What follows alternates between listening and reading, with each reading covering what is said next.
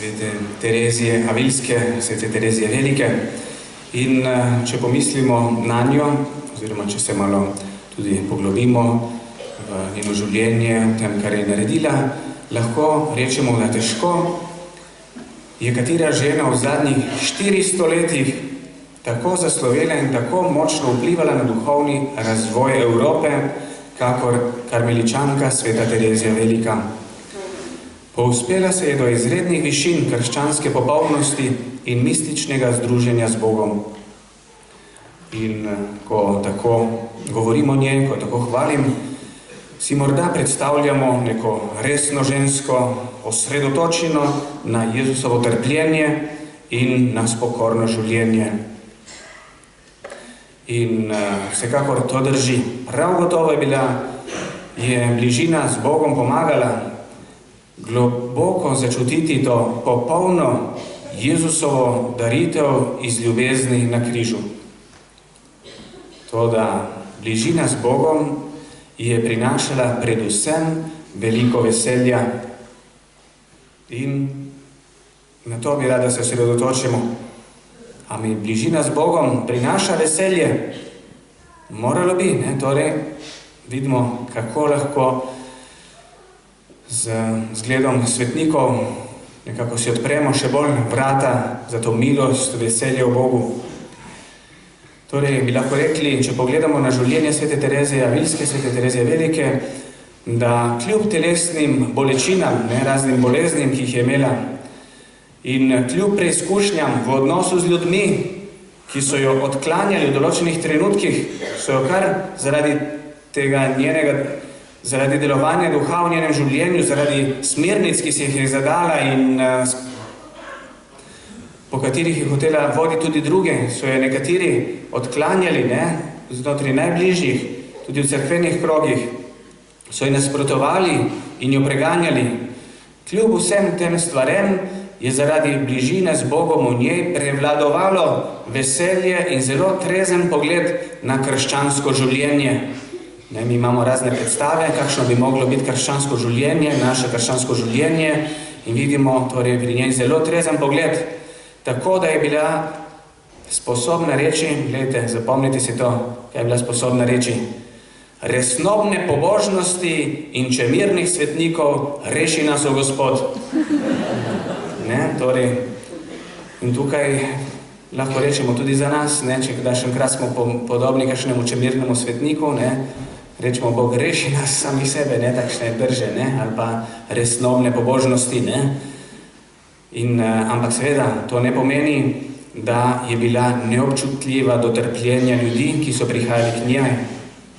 Gotovo, kadar nekdo pride, in gotovo tudi tukaj je kdo, ki je prišel z velikim bremenom, trpljenjem, in tisto je tisti trenutek, tisto okolje, ki je treba seveda spoštovati, ampak to je jasno, bližina z Bogom mora prinesti neko veselje, in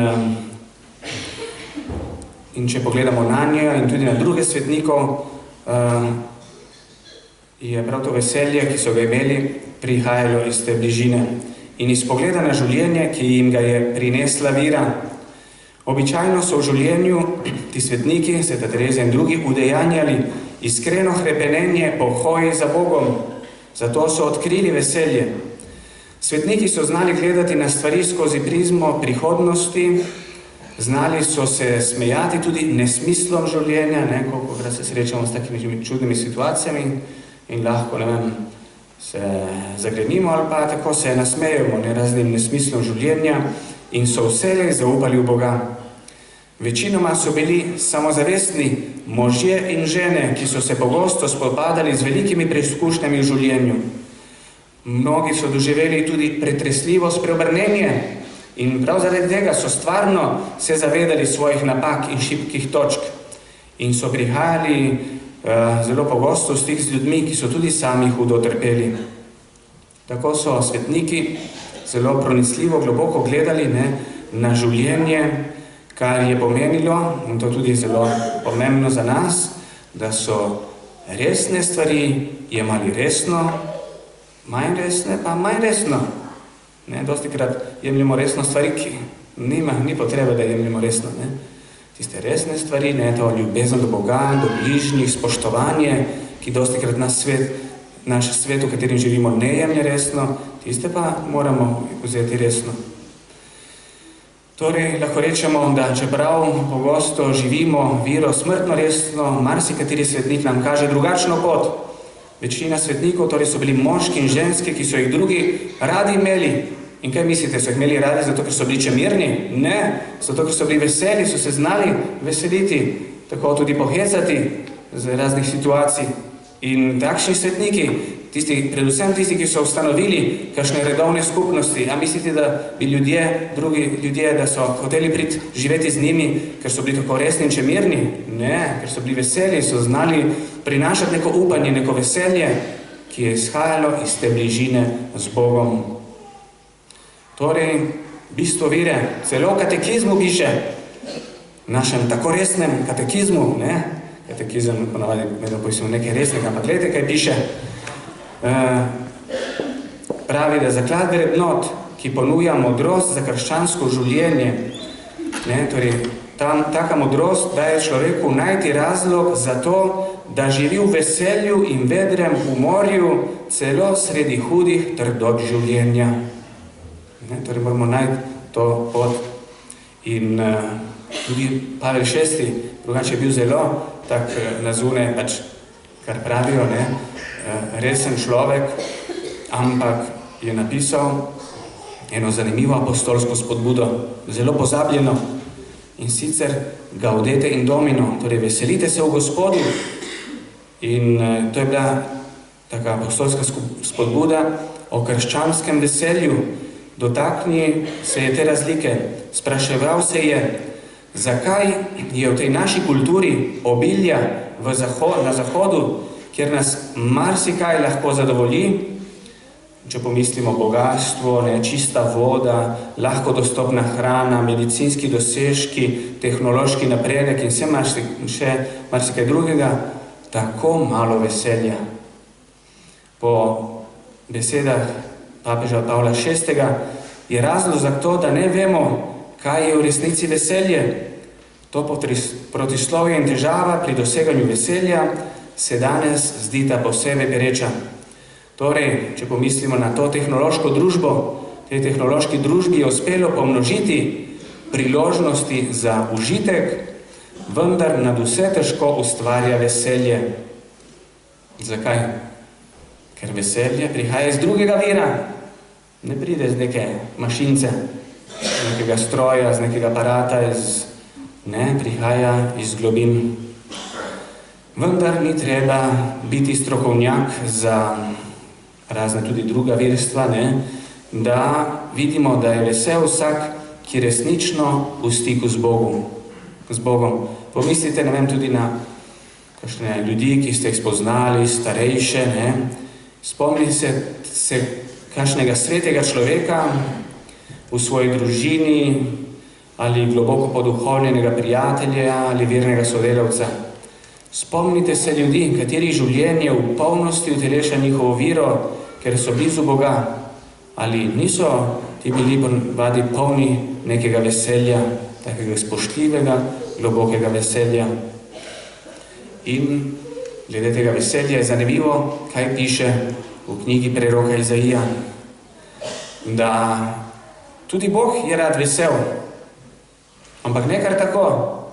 Najbolj vesel je v povezavi z nami. Zato tukaj prav, da se vprašamo, kako mi lahko razveselimo Boga.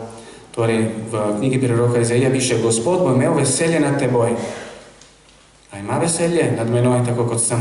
Kako lahko naredim, da bo imel veselje? Kako nenavadno je to slišati? Dostikrat si predstavljamo samo, da me Bog ustvaril, da skrbi zame in ga zanima za moje življenje, ampak redko pomislimo, da se me veseli in da si želi imeti čim več veselja z menoj. Zato, če se trudimo ljubiti Boga, če se spomnimo na prvo največjo zapoved, ljubi svojega Boga z vsem svojim srcem, svojo dušo, svojo močjo in svojim mišljenjem, svojega bližnjega kakor samega sebe, je prav, da se vprašamo, kako lahko razveselim Boga. prav gotovo, veste kdaj ga razveselimo? Takrat, ko mu popolnoma zaupamo. Glejte, tisti, ki ste starši, ki imate nekoga, za katerega morate res skrbeti z vsem, kar ste, potem veste, koliko vam pomeni, kadar otrok ali tisti, za koga skrbite, popolnoma zaupa. To je tako zadovoljstvo, da vidiš, ko želiš dobro, in da je tale dobrota sprejeta popolnoma, da ti popolnoma zaupa. In tukaj tudi to se tiče našega odnosa z Bogom. On gotovo ga lahko strašno razveselimo, če mu popolnoma zaupamo. Da res verjamemo, da on ve, kaj je najboljše za naše življenje. Bog se nas veseli, ko ga nenehno slavimo in se mu zahvaljujemo. In tukaj imamo stalno na naših srečanjih to šolo slavljenja, spodbudo. To se moramo med seboj stalno spodbujati.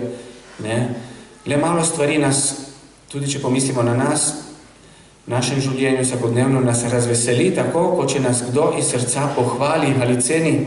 Ko nekaj naredite, se potrudite z ljubezni, kako lepo, ko ti nekdo reče, hvala, dobro si naredil, vesel sem tega. In to velja prav gotovo, lahko to prenesemo tudi na Boga. To je všeč tudi Bogu. Nasmehne se, ko mu izkažemo občudovanje in hvaležnost. Češčenje deluje obojestransko. Uživamo v tem, kar je Bog storil za nas, ko slavimo, želimo povedati, da smo veseli, Gospod. Radujemo se na tem, kar si naredil. Vidim in se veselim tega, kar si naredil za moje življenje, kar mi daš vsak dan, sonce, voda, zrak, vse. In ko mu pokažemo svoje veselje, s tem, ko ga častimo in slavimo, se razveseli tudi on. Potem prav gotovo se Bog veseli, ko uporabljamo svoje sposobnosti. Danes sem v glavnem spovedoval, ampak nekaj trenutkov, ko sem hodil okrog, sem slišal tudi tukaj, je pater Ivo poudarjal to, da res uporabimo svoje sposobnosti, svoje talente, svoje darove. Morda, in pri tem bi lahko samo še rekel, morda mislimo, da je Bog zadovoljen z nami le takrat, ko opravljamo duhovne dejavnosti in menimo, da ga ne zanimajo druga področja našega življenja. Toda mislim, da lahko rečemo, da Bog uživa, ko opazuje vse podrobnosti našega življenja, pa naj bo to delo, igra, počitek ali obedovanje. V 37. psalmu piše, korake pobožnosti usmirja Gospod, veseli se vsake podrobnosti njihovega življenja. Torej, lahko rečemo, da vsako naše dejanje, razen greha, razen grešnih stvari, so lahko Bogu zadovoljstvo in veselje. In če naredimo to njemu slavo. Bogu slavo lahko pomivamo posodo, popravljamo stroj, prodajamo izdelke, pišemo računalniški program, gojimo zelenjavo ali si ustvarimo družino. Če svoje sposobnosti skrivamo ali si prizadevamo biti nekdo drug, tega, kar nas je Bog ustvaril, Boga ne slavimo in mu ne prinašamo zadovoljstva. Razveselimo ga le, če smo to, kar smo. Vsakič, ko se ne želimo sprejeti v celoti, ne želimo sprejeti dejstva, da je Bog ravnal modro in suvereno, ko nas je ustvaril. Torej, lahko rečemo, da neduhovnih sposobnosti ni, obstajajo samo napačno uporabljene sposobnosti. Zato začnimo uporabljati svoje sposobnosti, talente, tako da bomo z njimi Bogu prinašali zadovoljstvo in veselje. Bog, in pri tem pomembno, da vemo, da Bog ne čaka, da dozorimo, da postanemo popolni in mu šele takrat postanemo všeč. Ljubi nas in se nas veseli na vsaki stopnji našega duhovnega razvoja. Danes vsi tukaj, kar nas je, glede na to, na kakšno stopnjo smo, Bog nas je vesel. Važno je, da iščemo ta odnos z njim, da gremo v pravo smer in mu ni nič narobe, da smo na različnih stopnjah. Važno, da želimo iti naprej. Torej, kot sveta Tereza Avilska in drugi svetniki smo vabljeni, da živimo v luči večnosti, ko se ne sprašujemo več, koliko zadovoljstva bo prineslo življenje meni, temveč koliko zadovoljstva bo moje življenje prineslo Bogu. Ali mislite, da obstaja kakšna stvar, katere bi Bog ne naredil za tistega, ki ga želi razveseliti? Mislim, da ne.